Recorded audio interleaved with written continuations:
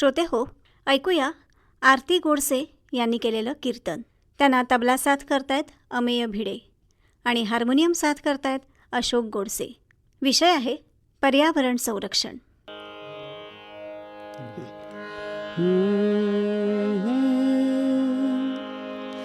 श्रीमन्महागणाधिपतये नमः. श्री सरस्वत्यै नमः. सजयति सिन्दूरवदनो देवो यत्पादपङ्कजस्मरणं वासरमणिरिव तमसा राशिन्नाशयति विघ्नानां. गुरुर्ब्रह्मा गुरुर्विष्णु गुरुर्देवो महेश्वरा. गुरुः साक्षात् परब्रह्म तस्मै श्री गुरवे नमः. पंढरीनाथ महाराज की जय. अवधूत चिंतन श्री गुरुदेव दत्त मंगलमूर्ती मोरया. जय जय रघुवीर समर्थ.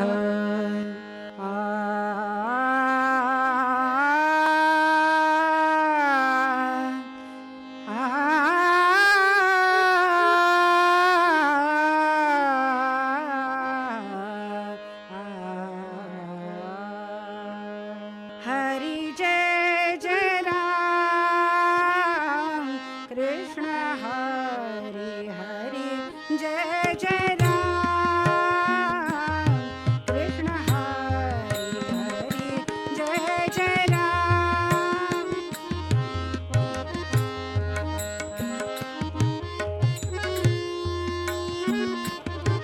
कृष्ण हरि गोवर्धन धर गोपाल नरत गोवर्धन धर गोपाल नरत गोकुल संकटहारी. हरि जय जय राम कृष्ण हरि.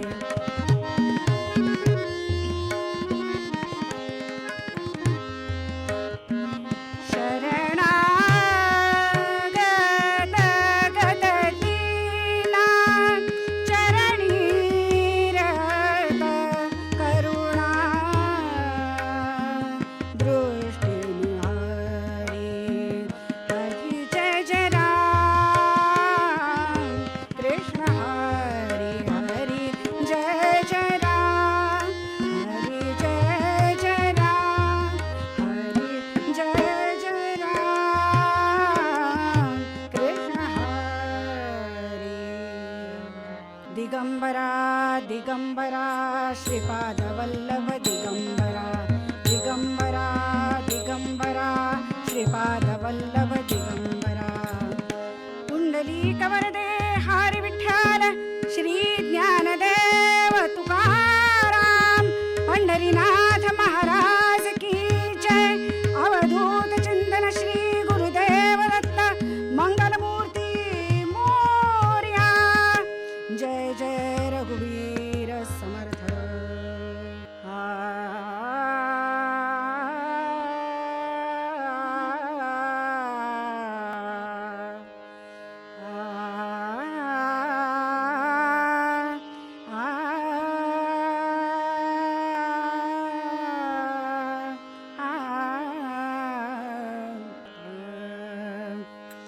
आमची माळियाची जात. आमची माळियाची जात. आमची माळियाची जात. शेत लावू बागायीत.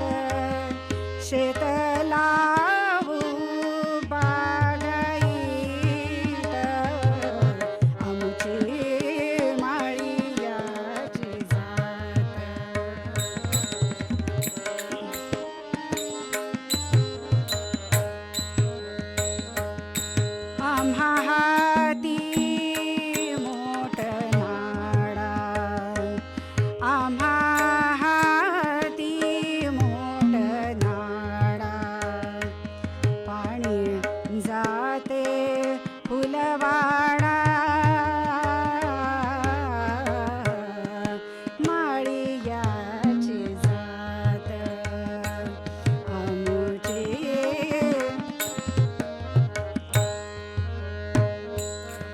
शेवंती शेवंती फुलली शांती शेवंती फुलली प्रेम जाई जुई व्याली आमुची माळियाची जात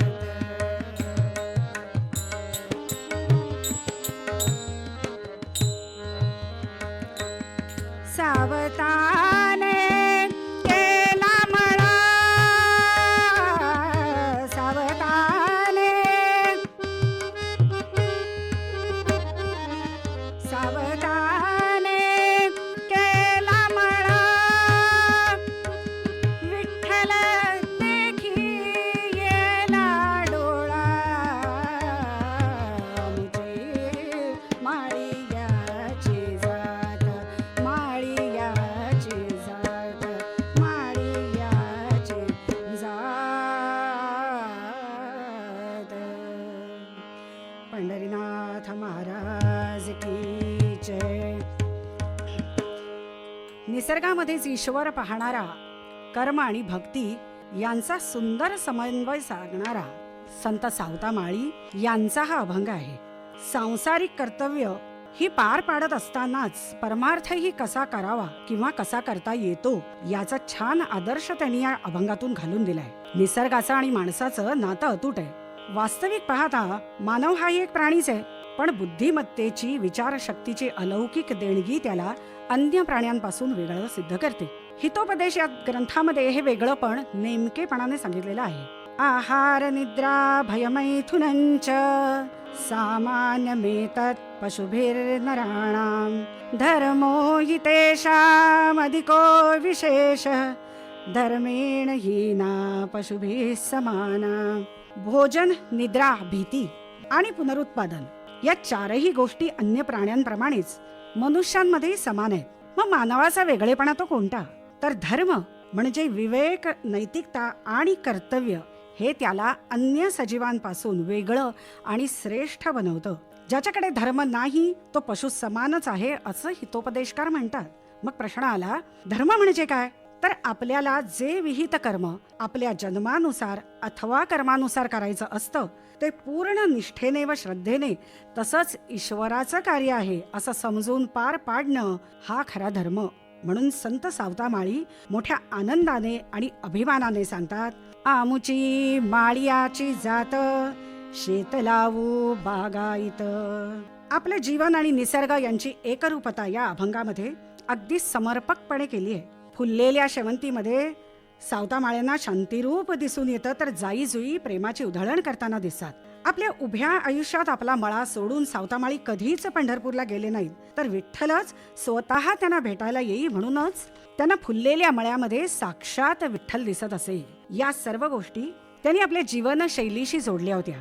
आपले संत अत्यंत जागरूक आहेत या निसर्ग संवर्धनाच्या संबंधामध्ये. जलसंवर्धन, जलाशय रक्षण, पर्यायाने पर्यावरणाचं रक्षण या बाबतीत आपले पूर्वजही अत्यंत जागरूक होते. आपली व्रतवैकल्य ही निसर्ग नियमांशी जोडलेली आहे. नुकतीच साजरी झालेली वटपौर्णिमा असो, होळी, वसंत पंचमी, संक्रांत, दीपावली आपले सगळेच सण हे निसर्गाशी जोडलेले आहेत. आपण हे सगळं विसरलो आणि या सगळ्याचा हल्ली आपण इव्हेंट म्हणजे दिखाऊ समारंभ बनवून टाकलाय. त्यामुळेच पर्यावरण दिन वेगळा साजरा करण्याची आपल्यावर वेळ आलेली आहे. संतांनी किती सहज शिकवण आपल्याला दिली. तुकोबाराय म्हणतात, वृक्षवल्ली आम्हा सोयरी वनचरी, वृक्षवल्ली आम्हा सोयरी वनचरी, पक्षी सुस्वरे आळवीती, वृक्षवल्ली आम्हा सोयरी वनचरी, वृक्षवल्ली आम्हा सोयरी वनचरी. हे सर्व आमचे सगळे सोयरे आहेत. अहो, सोय जाणतो ना तो सोयरा. निसर्ग तर आमची सोय करतो. जन्माला आल्यापासून मृत्यूपर्यंत, बारशापासून 12व्यापर्यंत, पाळण्यापासून ते सरणापर्यंत निसर्गाची साथ सोबत ही आहेच. आपल्याला अन्न, वस्त्र, निवारा देणारा तो आपला सोयरा. आणि बदल्यात आपण काय करतो? वारेमाप वृक्षतोड, जंगलतोड करतो, मोठे मोठे भराव टाकून जलस्रोत बंद करतो, विनाश न पावणारा प्लास्टिकचा कचरा अगदी घराच्या सभोवतालपासून थेट समुद्रापर्यंत सर्वत्र टाकून प्रदूषण करतो. सुशिक्षित म्हणून घेणारे आम्ही रस्त्यांवर, सहज फिरण्याच्या वाटांवर पाण्याच्या, कोल्ड्रिंकच्या रिकाम्या बाटल्या, खाद्यपदार्थांची रिकामी पाकिटं फेकतो. कचरा कुंडीत टाकण्याचे कष्टही आम्ही घेत नाही. पुढच्या पिढीपुढे निसर्ग वाचवा यासाठी कोणता आदर्श आम्ही ठेवत आहोत? पर्यावरण वर्ष 2026 ची संकल्पना आहे निसर्गापासून प्रेरित हवामानासाठी, आपल्या भविष्यासाठी. निसर्गाची योग्य काळजी घेतली तर मग ग्लोबल वॉर्मिंगच्या नावाने कंठशोष करण्याची वेळच आपल्यावर येणार नाही.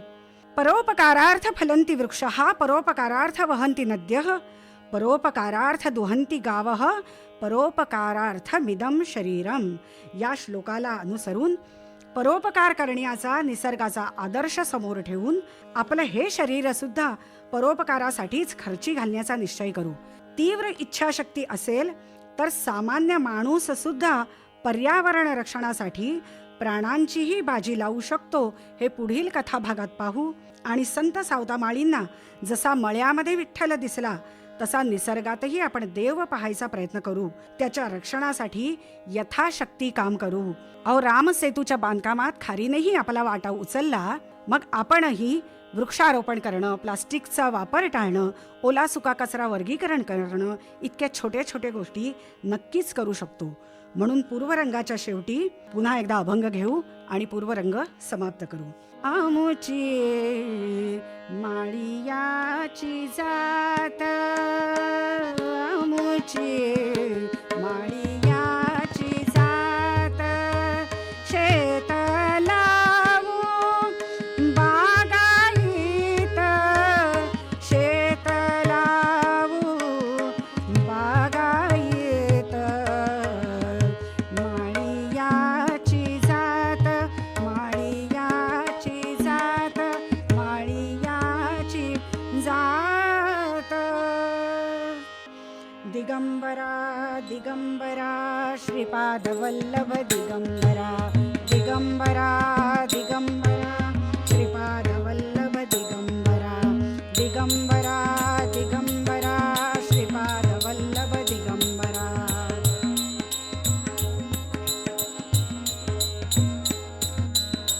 पुंडलीक वरदा हरी विठ्ठल, श्री ज्ञानदेव तुकाराम, पंढरीनाथ महाराज की जय.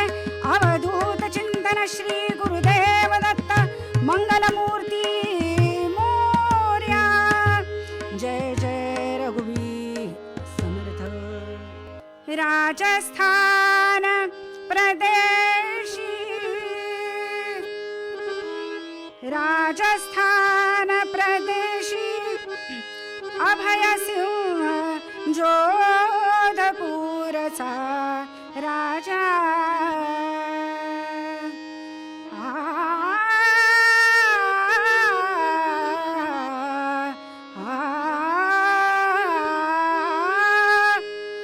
राजस्थान प्रदेशी अभय सिंह जोधपूरचा राजा. बांधीन महाल म्हणतो तोडा खेजडी वृक्षराजकाचा.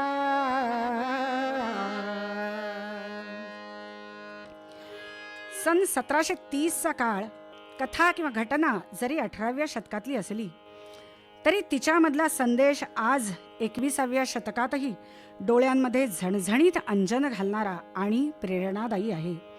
पर्यावरण रक्षणासाठी सर्वसामान्य जन जर निश्चयाने एकजुटीने उभे राहिले तर काय करू शकतात हे दाखवणारी ही घटना. राजस्थानमधल्या जोधपूरचे महाराजा अभयसिंह यांच्या एक दिवस मनात आलं, मेहरानगड येथे एक भव्य सुंदर असा महाल बांधावा. स्थापत्यशास्त्रज्ञ आले, आराखडा ठरला. विशाल महाल असल्याने बांधकाम साहित्यही विपुल प्रमाणावर लागणार होतं. त्यातला प्रमुख घटक म्हणजे चुना.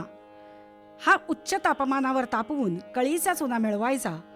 हा चुना वाळू व पाण्यासोबत प्रमाणात मिसळला की दगड विटा घट्ट बांधून ठेवतो. जुन्या पद्धतीचं हे भक्कम बांधकाम आपण आजही पाहतो. त्याची मजबूती आजही थक्क करणारी आहे.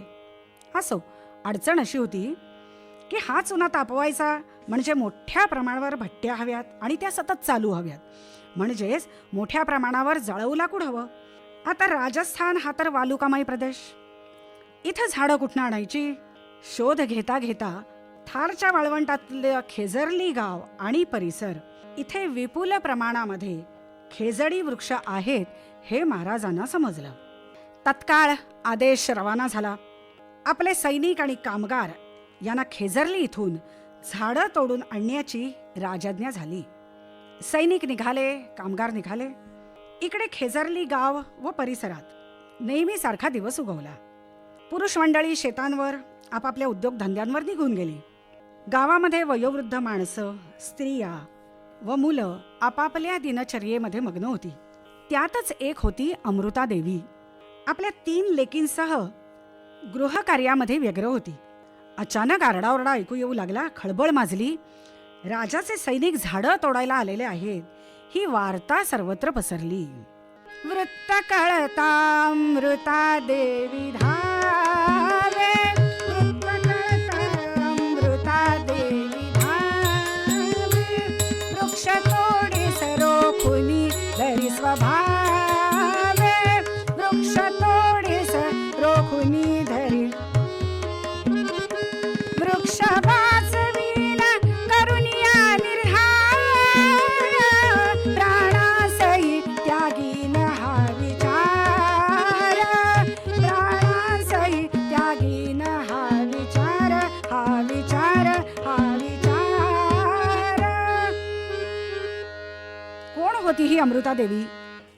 ही होती बिश्नोई समाजातली एक सर्वसामान्य स्त्री. खेजरली व आजूबाजूच्या पंचक्रोशीत बिश्नोई समाजाचं वास्तव्य आहे. या बिश्नोई संप्रदायाची रचना गुरु जंभेश्वर म्हणजे जांभोजी यांनी केली आणि त्यात 20+9 असे 29 नियम घालून दिले, म्हणून त्यांचे अनुयायी हे बिश्नोई. या नियमांमध्ये पर्यावरण रक्षण, वृक्षतोड बंदी, वन्यजीव संरक्षण यांना सर्वोच्च प्राधान्य दिलेलं आहे. या समाजाच्या नियमांप्रमाणे खेजडी वृक्ष, ज्याला शमी म्हणून आपण ओळखतो आणि रामायण महाभारत काळापासून जो पूज्य मानलेला आहे, याच्या फांद्या तोडणं हे निषिद्ध मानलेलं आहे.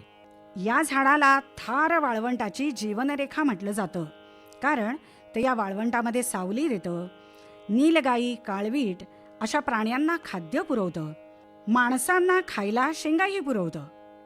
अशा या बहुगुणी आणि पवित्र झाडांना तोडण्याची बिश्नोई समाजामध्ये बंदी आहे. आपल्या या पवित्र झाडाला तोडायला हे सैनिक आलेत पाहिल्याबरोबर अमृता देवीने पुढे सरसावून राजाच्या सैनिकांना जाब विचारला. पण राजाज्ञेपुढे सामान्य माणसाला काय हो किंमत? सैनिकांनी त्यांच्याकडे दुर्लक्ष केलं, त्यांना हुसकावून लावलं. बाजूला हो, ही राजाज्ञा आहे, आम्हाला झाडं तोडायची अशी खुद्द महाराजांची आज्ञा आहे. या राजाज्ञेचा अवमान केला तर मृत्यूदंड मिळेल. हे ऐकून सुद्धा अमृतादेवी न डगमगता पुढे सरसावल्या. त्यांनी एका झाडाला घट्ट मिठी मारली.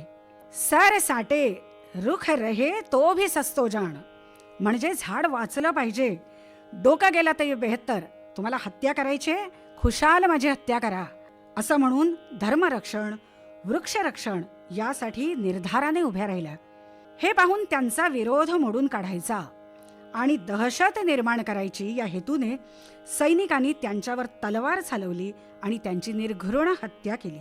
हे बघूनही त्यांच्या मुली त्यांच्या सोबत ज्या धावत आल्या होत्या त्या तर मागे हटल्या नाहीतच, पण त्यांनीही आईच्या पावलांवर पाऊल टाकून एकेका झाडाला घट्ट मिठी मारली आणि बलिदान केलं. ही वार्ता वणव्यासारखी 83 गावातल्या बिश्नोईंपर्यंत पोहोचली. त्यांनी तत्काळ सभा घेतली. गावकरी जमले सत्वर, गावकरी सत्वर जमले, स्त्रिया पुरुष वृद्ध ही अनमुले, स्त्रिया पुरुष वृद्ध ही अनमुले, रक्षण करण्या सरसावले, मिठी घालती वृक्षा.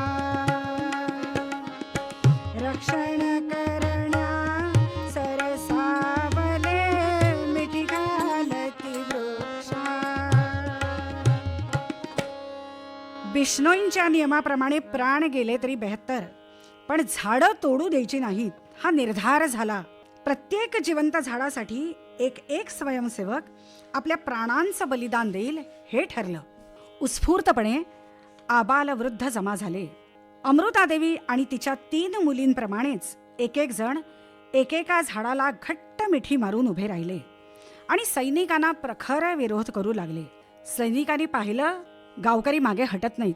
राजाज्ञेप्रमाणे झाडं तर तोडून न्यायचेत, मग काय करावं?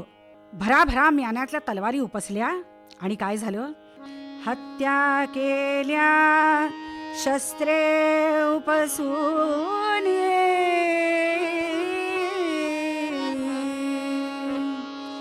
अमृते सह देह त्यागो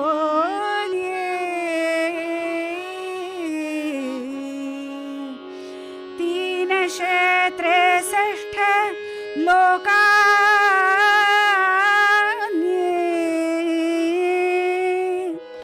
प्राणार्पण केले निष्ठेने.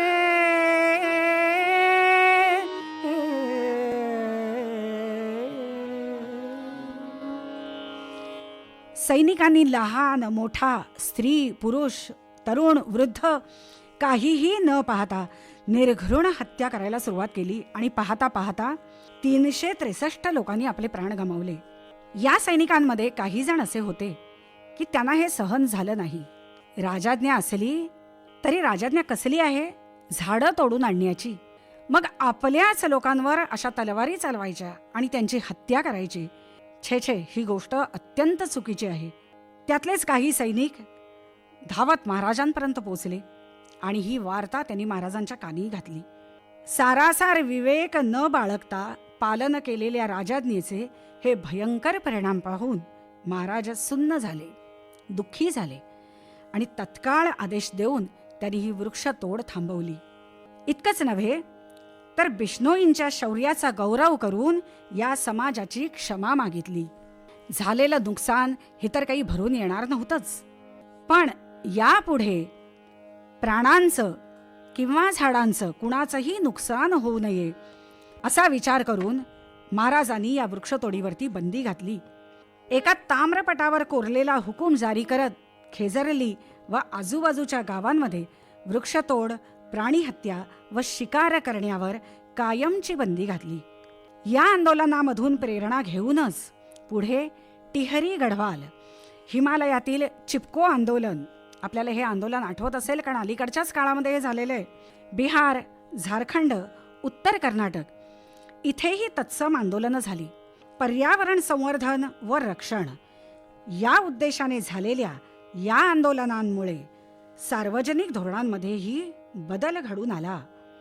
समर्थ सांगतात, केल्याने होता आहे रे, आधी केलेची पाहिजे. पूर्ण निर्धार करून एखादं कार्य करायचं ठरवलं तर ते तडीस जातच. फक्त सुरुवात करण्याची गरज असते. पर्यावरणाच्या संरक्षणासाठी अमृतादेवीच्या आणि 363 बिश्नोईंच्या पवित्र बलिदानाचं या निमित्ताने स्मरण करू. संतांची शिकवण सतत हृदयाशी ठेवू. आमचे पूर्वज हे सुद्धा निश्चितच जाणून होते की पर्यावरण रक्षण आणि संवर्धन किती महत्वाचं आहे. मत्स्य पुराणामध्ये निसर्गाची महती सांगणारा एक श्लोक आहे. दशकोप समावापी दशवापी समोहृदा दशहृद समः पुत्रो दशपुत्रो समोद्रुमः. एखादी व्यक्ती एक वापी किंवा बावडी निर्माण करतो ज्यातलं पाणी हे 10 विहिरींमधल्या पाण्याच्या बरोबरीने असतं. त्याला 10 विहिरी खोदण्याचं पुण्य मिळतं. जर एक तलाव निर्माण केला तर 10 वापी निर्माण केल्याचं पुण्य मिळतं. 10 तलाव खोदले तर त्यांची बरोबरी एका पुत्राच्या प्राप्ती एवढी होते आणि एक वृक्ष लावला तर त्याची बरोबरी ही 10 उत्तम आणि गुणी पुत्र प्राप्तीशी होते.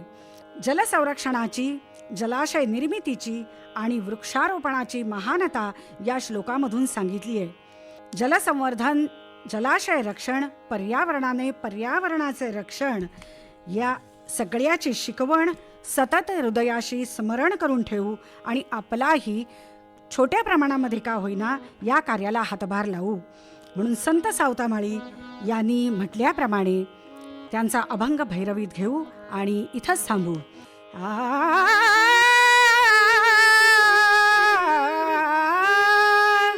आमुची